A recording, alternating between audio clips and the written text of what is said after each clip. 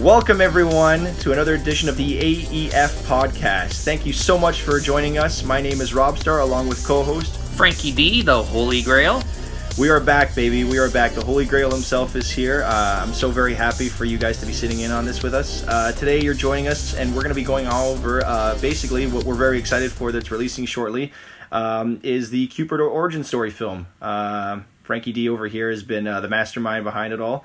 And I've been very blessed to be, participating in that production and being the lead as Cupid. So just very excited. We're here coming to talk to you today to just share with you the details of the film and what we're most excited about. Yeah, let's go back in time a little. Yeah, definitely. So, a few years ago, created a short film, created a web series called Enchanted Mafia. Exactly, yeah. Based on characters that are enchanted. Mm-hmm. So like Cupid, Easter Bunny, Santa Claus, all those kind of things, right? And since the short film got, I don't want to say famous, but it got 500 hits on YouTube. The original posting did. I put out a post saying, do you want to see Enchanted Mafia 2 or a web series? Everybody voted for a web series, and that's how the web series came about. Great. Now, the plan was to continue this universe with these 4 short films, and we were going to call it Enchanted Mafia Origins. The way this got started is because you, Rob, started to dabble into writing a script for your character, like backstory. Yeah. Right? And you're like, oh, this is where he came from, and then we kind of fine-tuned it. Like, you had everything set from when you first originally played where your character came from, but now you're just putting it to paper. And then since it was like, since we're going to do an origin story on Cupid, let's try to do more origin stories. Not on everyone, because I don't think we needed 7 origin stories. No, I guess, yeah, when you put it that way, some had, I guess, explaining to themselves of who they were. Yeah. That I think people could understand and kind of work with and manage with. So, yeah. I think that was, kind of one of the more appealing things is because, not everyone knows necessarily a Cupid backstory, a Father Time backstory, Easter Bunny story too, which is always nice. And that's kind of why we were even Tooth Fairy. Those are, really appealing characters and people really like them. And yeah, for me, I think I just kind of came forward with Cupid story, like a little bit of just some stuff over the time that we were doing productions of the web series and the original Enchanted Mafia film.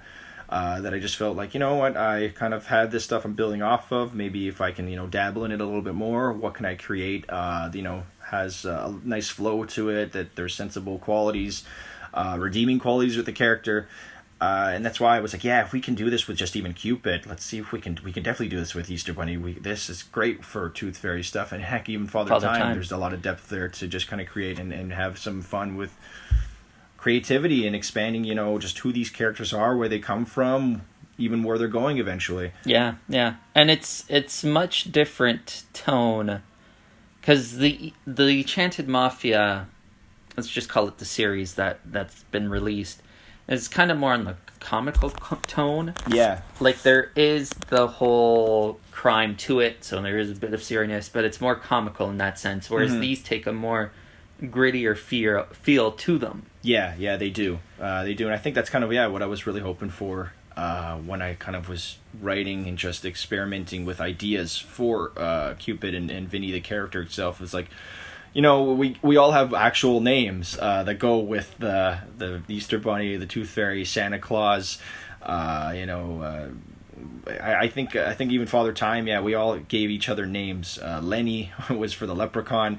So with those moments, we're like, okay, if they've got actual, like, these humanized names, which is nice, let's try to give them a human touch. Let's try to give them a relatable, backstories. Yeah, because when you think of the Easter Bunny, you think full out, like a 7-foot tall Easter, like, not Easter, but you think of a 7-foot tall rabbit. Yes. Right? And it's like, why is this guy human with a mask on? Mm-hmm. And he's the Easter Bunny, right? Yeah. So that goes in the whole, like, why is he the way he is now? With the 4, we were planning to film one after the other. Mm-hmm. There was... what happened was we did film the Cupid one. Mm-hmm. We didn't film all of it. There were some scenes that we didn't get to film, and then there was some voiceover stuff we didn't get to film. Mm-hmm. But considering what footage there was, I just went, let's just throw it together, see what happens. But there is the beginning script writings of the other 3, but we won't talk about those other 3. We'll see how Cupid does, and then maybe we'll explore the other 3. But now let's just dive into the Cupid. Mm-hmm. We won't give away spoilers. But we'll dive into definitely Cupid. I guess like if you even want to say like for like not necessarily post-production stuff, but even that you felt like, because again we did have some pieces that maybe necessarily not everything came in both film and audio wise, we were still able to make do with a lot of what we did film and stuff, and kind of create still the basis of a story, of an origin story, and who the character was pre what we know them to be, at least, and try to I guess expand on it, solidify who they are, and I guess in a way ground them so the story flows, like as long as it's a flowing story that you seem like you've said to me that you've made it work very well. And and I've also said this is more like the artsier kind of film, artsy in the terms of like there's nothing abstract about it, but the way it's edited, in the sense it's more of the artsier kind of feel to it. Yeah, I think even myself, like just being a little bit behind the camera, I kind of wanted to give it a little bit like a gritty feeling. I don't know, maybe even some minor risk taking to see what would work for it. If it gives it, a different tone, like you've mentioned, than compared to the web series and the original, short film. So that way, if there is some type of, peak in interest that people may like this kind of new direction we're going, just for, these particular films. Series, it shows, our range of what we can do to dabble in, more serious, content. And then, again, we'll still always have those flashes of humor and stuff like that. Because, again, these characters should have that round spectrum of the whole experience. There is one thing that always makes me laugh. It's in the montage. Oh, yeah? I don't know if I want to spoil it a little, but... Well, I guess you can tease it if you can find a way to tease it. Because you're not the master expert at throwing knives or guns or anything like that. So one of the druids, like, I think it was Martin who was the druid. He takes one of the knives and he throws it. Right. Right? And it gets stuck in the tree. Uh-huh. And then he looks at you and he gives you the knife.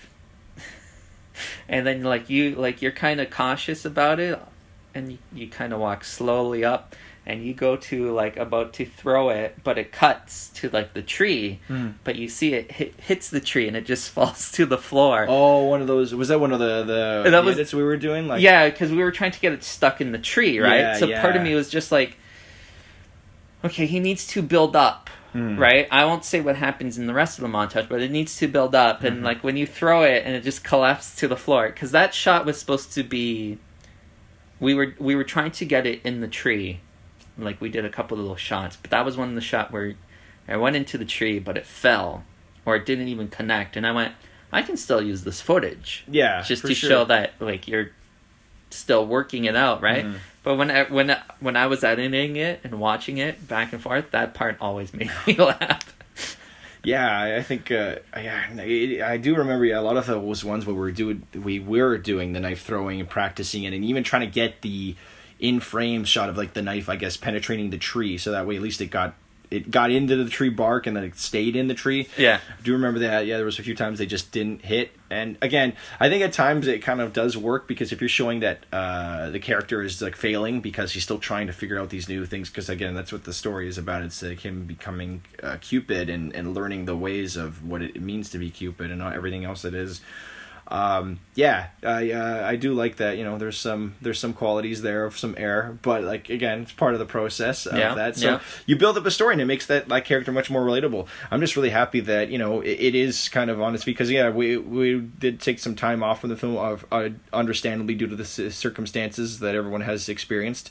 And over the last little bit, but it's kind of nice that we're getting back in the swing of things. We can kind of find our momentum again, and hopefully, it's everyone can enjoy it. I'm excited. I haven't seen it personally myself, so I'm excited to kind of see the final copy. There were some minor touch-ups we've been doing a little bit on it, so it's nice to kind of keep it fully, I guess, grasping the whole experience. I can't believe it's come a long way.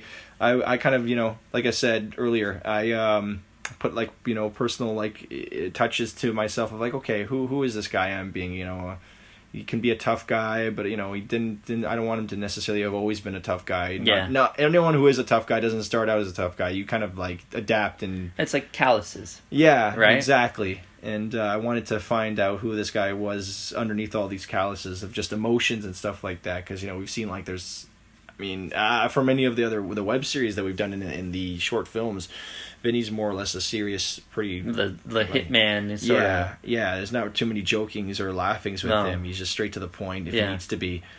He's willing to do whatever it takes, especially even for Easter bunnies. He's got his back. So, yeah, it's just kind of nice that, we're building up to that and then trying to make all these films connect. And, yeah, this is the first of I guess, the few that we're trying to build off of. And the one character, because there was supposed to be 4... The one character that was going to connect all 4 of these characters together, or at least the rest of the mafia, was... do I want to spoil it? Maybe? But she's introduced in the Cupid film. Right. She's the one that... Because timeline-wise... I don't know when she would have come to you, but she would come to the Easter Bunny first. Right. Then she'll go to the other guys, right? Mm-hmm. So in actual real life timeline, this is in a different order, right? Mm-hmm. But she is introduced in this film, and then she was supposed to do more of an appearance in other ones. Mm-hmm. Well, at the moment it's just the one film, but we'll see where it goes. But speaking of calluses. In the Cupid film, you actually took a lot of shots. I did. And take a lot of shots. I'm not talking about film shots. I know what you're talking about, but for the audience, it's not film shots. Rob actually took a lot of staff shots to the stomach. It took a baseball bat. Yeah, Granted, the baseball bat was gimmicked a little, but still hurts. Yeah. No, I did feel the impact, at least from a lot of the shots. Both I forgot what the sticks were. They bamboo sticks. They were bamboo sticks. Yeah. From the dollar store. Right. Those things they're meant. I don't know if they're meant for. Are they meant for gardening? They're meant for gardening. I did take a lot of, let's just say, for wrestling terms, bumps in this production. But I wasn't. I don't want to say necessarily worried or scared. I wanted to kind of do it a little bit. It's not necessarily to say it was like a method acting technique or something. It was just kind of make contact with me. Whatever happens. Again, they weren't necessarily obviously we're doing knife play, but I wasn't going to that extreme of working and taking bumps with knives. It was more of just like I said, more blunt objects, and if I could get it in a way that, again, it seemed more realistic. As much as obviously there's the stage combat aspect of things, which is always nice. I kind of like some type of little bit of emotion, and there was a whole scene where we're doing stuff with the bamboo sticks, and I thought, you know what, I want a little bit of that experience, because I can scream, I can yell, but sometimes I kind of wanted maybe a little bit of a taste, because then I'm kind of, it helps you get in the emotion. It's just a kind of, I don't know, a grounding feeling, especially depending on how long things take to film on a day. It's just an extra mindset reminder of where you still are, where you have to remember where you are for, again, maybe this is the 7th take of this particular scene from this shot. Right. We're just trying to keep it based. And even with the baseball bat stuff too, I guess when people finally see the film, it's all direct contact. The people who were doing it, I just said, if you have to, we'll stage it, and we did a little bit of choreography and try to follow through. Mm-hmm. But I did take some hits, and nothing that left any too major scars. That. But the worst one, I'd think, because the baseball bat, it's supposed to be wooden, but it's gimmicked where it's like that soft rubber. Yeah. So it's okay, that saved you some bit. But the worst, I think you got it, and this was by accident, is when you fell and you were rolling down the hill, and you and you hit your head on the tree. Yeah, that one, when I guess trekking through the snow. Yeah, that one there, obviously the character is supposed to collapse and tumble down, but I actually bumped my head off of a tree rolling down. It wasn't like I was tumbling that, it wasn't like the crazy, some of the people do those crazy events where they're running down the hills and they're tumbling down to compete. It wasn't like that crazy of a tumble. It was just, a steady gradual slide and roll down a hill of snow, but I just happened to miscue how I think I leaned a little bit too far to the left or right, whichever way. I have to remember to see the shot again. But that shot made it into the film. Yes, which I'm actually kind of okay with, because I think then at the same time, if it looks good, I don't know how clear it should shows that I hit my head on the tree in the shot, but it's like, okay, that shows that he gets knocked out and a tree, did it. I think if you know it's coming, you can like, okay, that's where he hit the head. Yeah. But if nobody's listening to this and they're just watching it for the first time, they wouldn't notice. Yeah, I did not intend to hit my head. I can strongly. No one intends. It's just like the time when I was doing the fight scene with Derek, and I think I went a little too far back and I smashed my head on the back of the wall there, right? Yeah, it was when you're kind of on the ground a little bit and you hit your head on the back of the door in the wall there in the hallway. Something. No one intends to hit their head, but it just happens, right? Yeah, because I for a fact, if I known where I was, I would have tried to sell it to make it look like I hit my head, but I actually would not have. As far as the force it was that I hit my head, no. Yeah. And I remember, it is coming back to me of like just lying in the snow and I was like wincing because like, I felt that. I definitely and it was felt that. Cold. Yes, it was.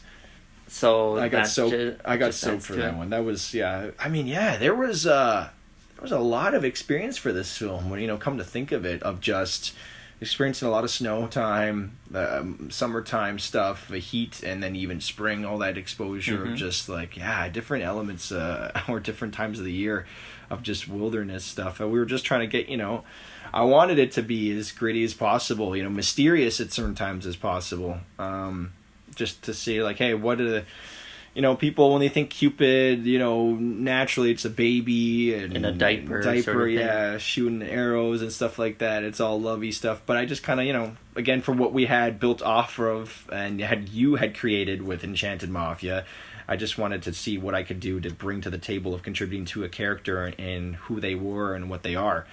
That's what was just so fun about trying to be creative as much as possible. And again, allowing people like me to have freedom to create and build, and you be enthusiastic about it and accepting it and saying, let's do this, let's build off of it, filling in the gaps, because sometimes like I personally, I was trying my best not to come up with nothing, but also I was like, where can I build this and keep it on the course of telling the right original like origin story for them, and like not lose track of the main plot.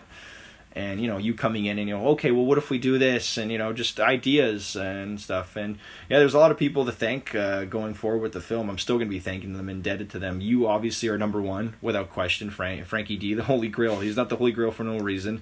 Every day is a reasoning for that because of the generosity and creativity that you bring. So, it's been a remarkable experience. I'm really looking forward to, and I'm hoping it continues in the future with these other films, and I hope people really do enjoy Cupid.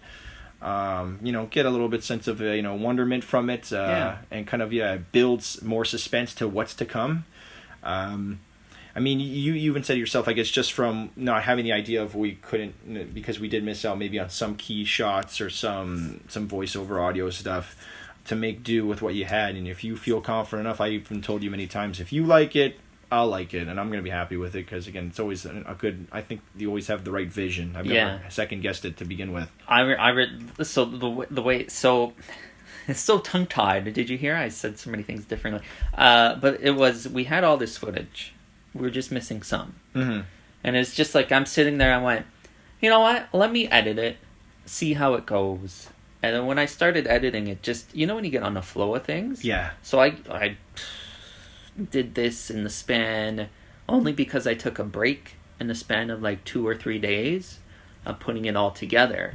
And I think I didn't even tell you. I think it was until like I texted you and went, hey, remember the druids? Don't ask questions, but what were their names, right? Because it was like for the credit purposes. Mm-hmm.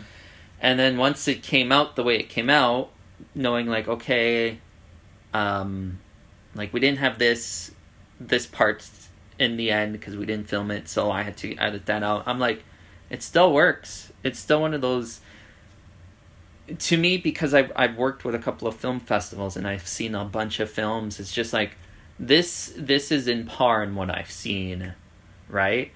Maybe the editing is not strong because I've never done editing in like studying it. It's always you did just it been from doing this, just like, from doing it, right? So the editing might not be strong, which to me, look, I'm not expecting for us to win an Oscar, right? But like it will definitely do better. It'll definitely get a bunch of stuff, right? Regardless of what it is, like short film festivals, people liking it. My main goal is just people liking it. Yeah, right? yeah, And just people enjoying it, because that's my motto with everything. Is whoever comes to watch me or any film I do, I just want them to be happy in that moment in time, because I know what it's like to like shitty times, you know. I think everybody has shitty times, but if they're coming to see me or something I do, I just want to entertain them. That way it escapes from them. Yeah, so for I sure. think definitely this film will do that, and whoever's listening, share it, because if it gets a lot of likes and everything, then, you know, maybe we will go back to the other films and film those. Yeah, that'd be great. But we'll see how this one does. We'll see how Cupid does. Yeah, man. I mean, I'd say I couldn't have said it better myself to say, like, yeah, we would love for people to come and enjoy it, you know, just be happy. The motto is perfect. I think that goes without question with what a lot of people feel, especially about their own work, but even, you know, just trying to share their work with people and hoping to bring joy, entertainment, relaxation to people. That's a great philosophy. So to me, yeah, if we can even get a lot of people, you know, just interested in the film, talking about it, you know, through friends, family. It's an independent project. It's been built, you know, by a lot of friends coming together, you know, helping each other out, helping you out to support you. And I mean, like, every step of the way, it's just been great. It's been great experiences. The people who've come through, and just, you know, a lot of great faces, a lot of great personalities. A lot of great ones. The one that I'm always going to bring up, because she's fantastic, she's wonderful, is Kat. Oh, yeah. The makeup artist Kat, who she's also been in a couple of little things. If you watch the web series, she's played Anxiety. Yes. And then if you watch Cupid, she's actually one of the druids. But Kat's always fantastic to work with. She's so creative. We work well together. So I'm for me, it's whenever somebody said, "Who do you want to thank first?" Kat, yeah. Can't do much without Kat. I know. Sometimes, like, I've done shots without Kat when I've had to try to do my own makeup, and I'm like so nervous. I'm like, oh, I wish Kat was here. I wish Kat. She always knows what she's doing. She's so good. I can always just trust her. Even if it's just like you just need one little mark, she's like, okay, the mark goes here. Yeah. And it's like, oh, this looks fantastic. But when I do it, it looks horrible. That's I'm always thinking to myself, like, oh, I wish I had Kat, like, just on, like, mobile Kat, speed dial, something like that. Get her, teleport her here. Quick. She's got the magic touch. I mean, yeah, she's one of the good ones, man. Like, she's talented, and that's why hopefully we can get her back into doing some projects, because, like, she's responsible for a lot of different, I guess, what do you want to say, special effects, makeup. Because again, like, even with this film, I wanted to do a couple of things too, where, like, hey, you know, let's get some color in it, is what the term is, like, just to, like, you know, have some stuff like that. And, you know, Kat's one of the best people that kind of bring that in, because she likes to do those practical effects. And if we can do it, and she's comfortable, and she has, you know, the resources, and we can get her the resources, it's always fun to kind of, you know, let that happen. Well, the whole I know this has nothing to do with Cupid, but the whole cutting the head off in the web series was because she wanted to, she's like, I said, the throat slit. The throat slit. I was just like, what do you want to do? And I'll write it in somewhere, somehow. And she's like, I never did a throat slit. I went, okay, I'll figure it out. And she's like, oh, okay. And she got, like, she got everything that she needed for it. And then she tested it out there, right?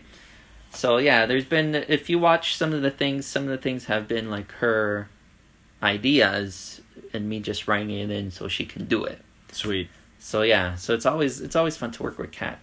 Yeah, I mean, it's always nice to work with Kat. There's nothing you can really say, but yeah. And it was on the set of Cupid, because I remember when we were filming, I was dressed as a druid, so we were filming the ceremony scene. And before, like a week or so before, we did the whole Enchanted Mafia Dark City screening. Oh, yes. And we were going to give Kat the medal, the award for being so fantastic, but she wasn't at the screening. I don't know if I still have that clip, but when she was there, it's like, okay, let's give it to her there for being so awesome. I do remember so we did present it to her. We did that on that day. Yeah, that's how much we care for her. She's one of the best. Yeah, I do remember that day. I do remember we were filming that whole scene, And we we kind of all like went and huddled in a different room. I forgot where she was, but she was obviously, I think, in the set area. And then we just went, and then we got all the stuff we needed to do, and then we just kind of presented to her. Because I remember we filmed it. I'm almost certain we did. Did I post it? I do know recently, just to hype up Cupid, I posted a shot of Kat doing some of the makeup on the Cupid set, like putting the blood into, I believe his name was Christian's mouth. Yeah. And you were saying like, oh, it's warm. Oh, yes. I was quoting from the movie Tropic Thunder. Warm, blood-flavored corn syrup. Yeah. Welcome to Smoke and Mirrors. Welcome to movie business. Yeah, I did the whole quote there. Yeah, that's... because that movie is just always in my mind. But I do remember. I did see that clip, and that was hilarious that we got that footage to just show a little bit behind the scenes of what we were doing when we filmed that particular section of the film. Yeah. Of like what's going on behind the scenes of how we do the whole practical effects, like with raw, the corn syrup blood. Have to put it in his mouth so that way it looks like he's internally bleeding of some sorts. Yeah, I do remember that. And yeah, that's. I think that might have been the same day that we presented the award to her. Yeah, because I'm remembering the footage. It's not on our Instagram page, but I was in a druid outfit, so it would have been that same day. Because I make a cameo as a druid. I'm not going to say what happens to me, but yeah, it was that same day. Cool. Yeah, I mean, it's gonna be a fun film. I can't express how excited I am for it because now it's real. Like you're making things and you're hoping it's gonna go as smoothly as possible. I think that's anyone who makes a film. You just want to have it is the way you're envisioning it with script and script to screen. So to see that it's coming and it's gonna be happening August 25th. August 25th, and you brought up script. The original script for Cupid wasn't what it came out to be in the end. No. It was much shorter, and then what happened, it got much larger. Yeah, because to me, it started as just like an idea of like, wow, what about Cupid training? Like he's doing all these cool knife stuff, and I'm thinking to myself, like, yeah, he's we're thinking he's the assassin, he's the hitman. Like, well, he didn't just get out of nowhere and become the assassin hitman. So, yeah, it just became like a little Scrabble I wrote in my phone. And I had in a special notes section of my phone that I was just writing and just little pocket things. So then it built and came to you with it, or try to write some dialogue out from it, ideas. Because again, I just remember, just a guy in the wilderness kind of coming across a place and then just being transformed into this character. And then I built off even more extra flashback origin story in that same particular film. But that's why it's almost surreal that it's becoming a reality now, that we're this close to finally seeing the product out on screen for everyone to see it. And yeah, it's just been a remarkable experience. I'm just very happy that we're getting to this point. So on the filming of this podcast, it's the 25th. Yeah. It's 1 month away before it premieres. Yeah, exactly. August 25th. Which is a good call to say. I guess just the timing was just everything for it. Yeah. I mean, there's like I said earlier, there's a lot of people to thank. There's just, I don't know, you feel it's a very humbling experience because something that like myself, I don't know how to say, I wasn't necessarily insecure about my some of my own visions coming forward on screen. It was just more nervous. You want things sometimes I am a perfectionist, but I'm not how do I say? I'm not a strict perfectionist. I'm not yelling at it. It has to be like this. It's more I just really wish it'd be like this. And it's but if we can't, okay, we'll just try to adapt and try to make do with what we have. Yeah. And I think we've always done that. And a lot of, we may do when we were doing a lot of the web series, coming back and filming, similar scenes, similar locations that we'd filmed for even the original short film. Mm-hmm. So when Dark City, we came back to do a lot of that. It was just nice. There was a lot of trust, a lot of acceptance, and then obviously familiarity. And I guess, how do I say it? It was there was just a sense of okay, we're gonna go with, not necessarily go with the flow. There was structure. It was always structure. It's just we knew how, I guess, again, always to adapt if some things couldn't play out the way we wanted them to be. If something happened on the day of, it's okay, what do? We do this, right? Or if it's oh shit, we forgot to film this. like part, like 1 microsecond of a scene on the day of, what do we do? Well, we'll just cut around it, right?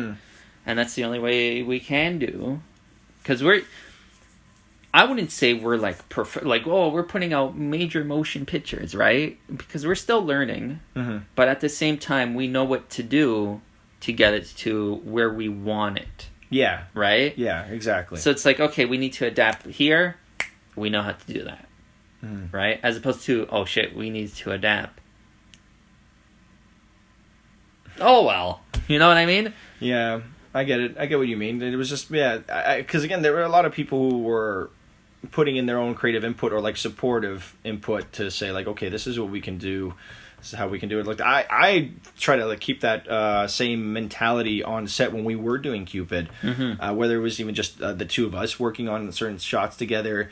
If it was maybe 4 or 5 of us, like we were doing a little bit bigger scenes together with multiple people. Like I didn't have any mind if anyone had a suggestion or like a second thought about something, because again, that's where you get a different perspective, but it might even be just something you didn't see, you didn't catch, that they caught for you, that like, hey, that's a great idea, or oh, okay, yeah, I understand what you mean by like the light is a certain way for you from you're looking at this, so it's making whatever it is, that, it's bugging somebody, or for encouraging somebody to speak up and say something. So if it contributes to the production, for sure. I mean, well, that's how we got that famous milk line in the web series. Can he say, "I like milk"?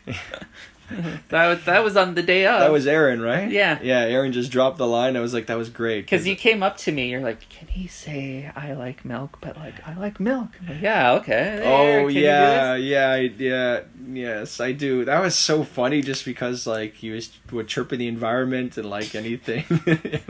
I honestly wanted it to be, like, if it was like a sneak diss to vegans, not that there's anything wrong with being vegan, it's just like, it's just going after like that kind of stuff. Like, why would he need to speak specifically about milk? Like, but it's because they're showing he's so anti-environment. It's like he's just even going to go further, like out of his way to say something like has nothing to do with. And then, for anyone who is vegan who got pissed off at that, the guy got his throat cut. Like, there you go. Yeah, Mother Nature took care of it. Exactly. If you want to eat and indulge in things that aren't good for the environment, take that. You're gonna get your throat cut. But it's those kind of moments where it's just like on a whim we kind of create. Like it happens on set. Like obviously we've got our scripts. That's our basis. Yeah. But sometimes things like in the heat of the moment of a take happen, or after one take we're like, you know what? After now it's being said or spoken. Let's try it like a different way, or let's try this. So you're always experimenting. You're always trying to find ways to, like I said, the main premise, adapt or just, have fun and expand on things. Be more creative. That's what's nice about it. So that's why it's even great now coming back to do a podcast after, some time, where we're doing a hiatus. And it's good to be back in this light of things, like in a good way we're launching content again, having some stuff like that to reconnect that way. And it's slowly putting the band back together.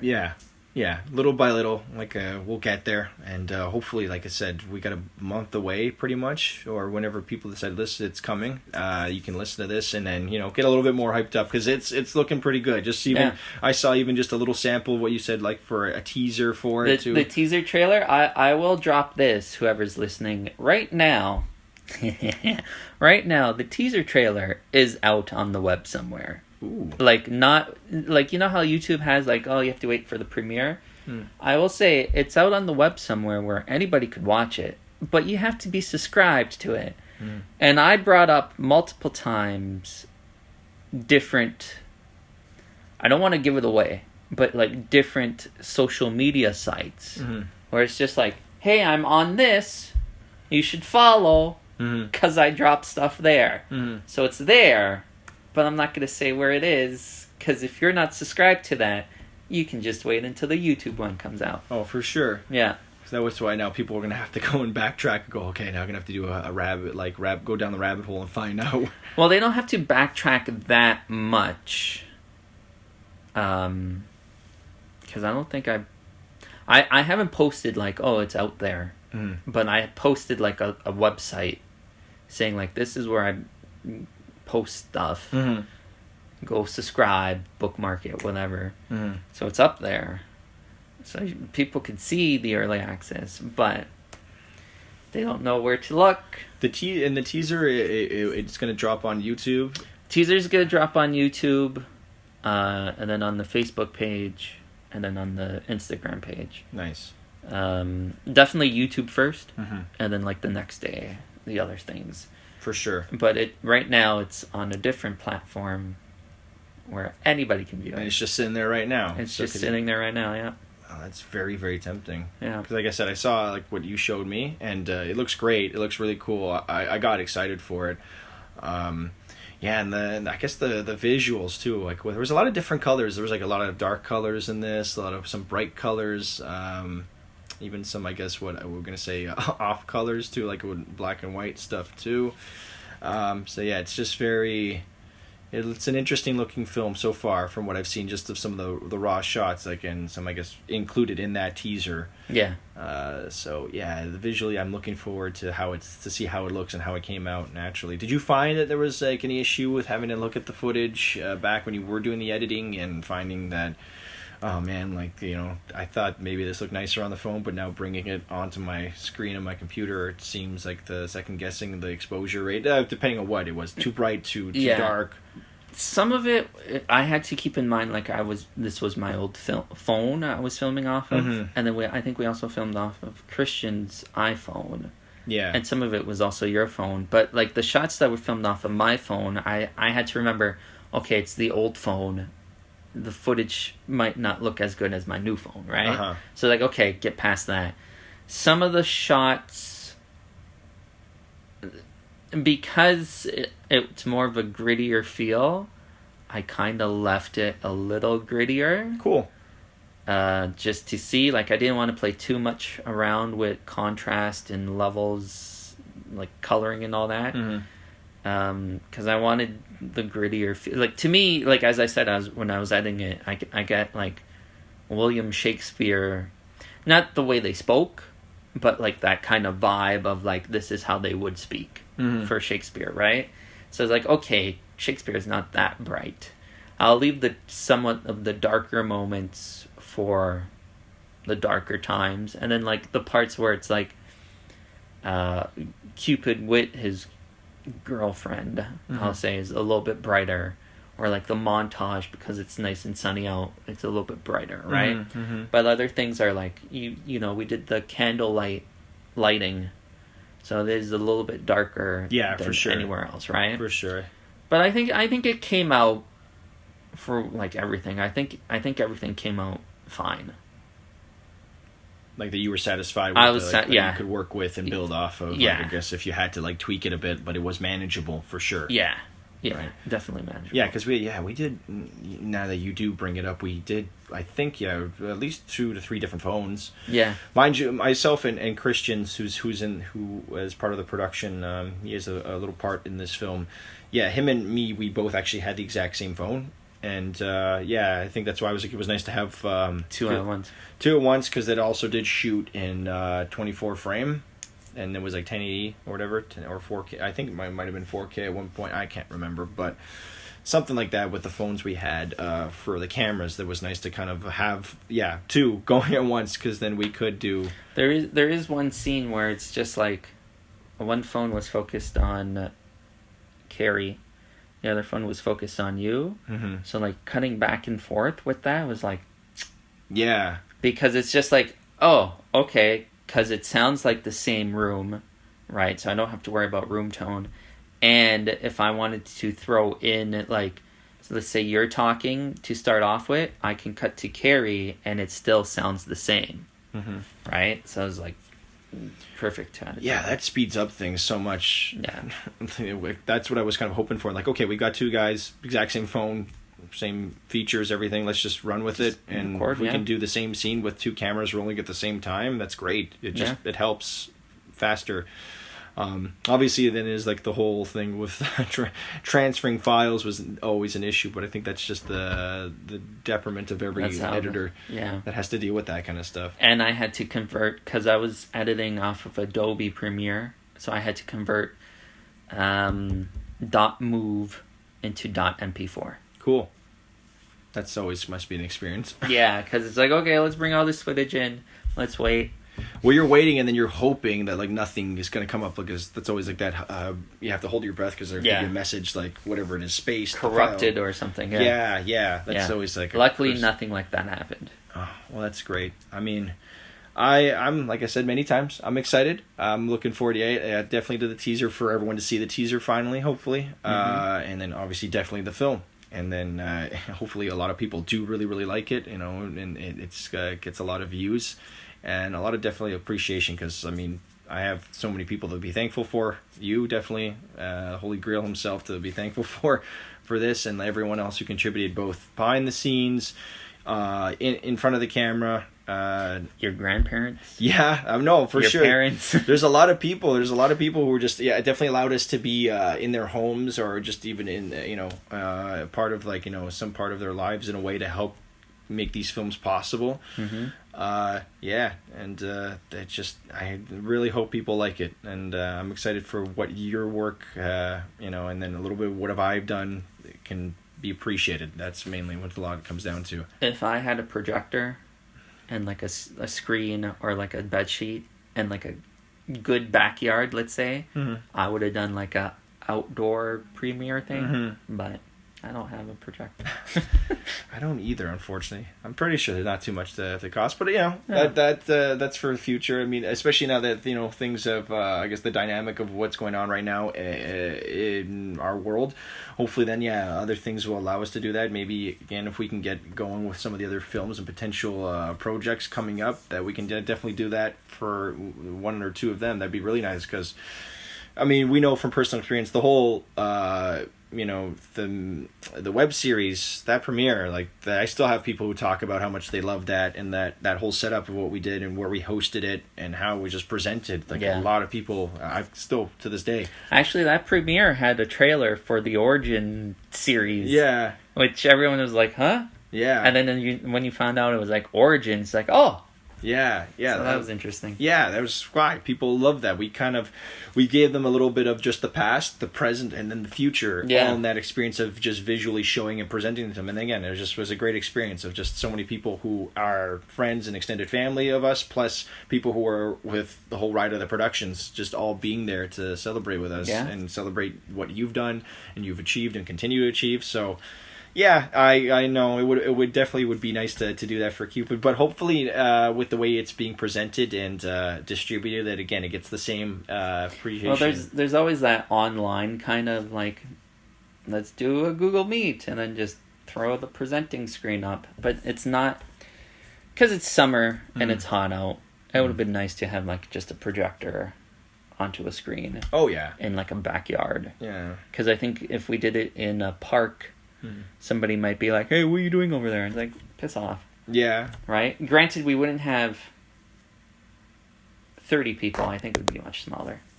That's not too bad. Yeah. But I guess I don't know if you have anything else to say or anything like that. Any concerns? Nope. Great. Well, I'm feeling pretty good. Like I said, I'm excited. I'm pumped. I can't wait. I can't wait for everyone who's listening to get a chance to experience this. I think I'll probably say we're going to wrap it up for this, but I want to thank Frank, the Holy Grail himself. We also want to thank everyone who has been listening to this podcast, the AEF Podcast. We're so thankful for everyone's time and patience with us, and and just continuing to support us. So on behalf of me, Robstar, I thank you, and Frankie D, anything else you got to say? Thank you very much, and just keep watching and subscribing, and who knows what might come out in the future. I love it. Thank you guys so much. Take care, everyone.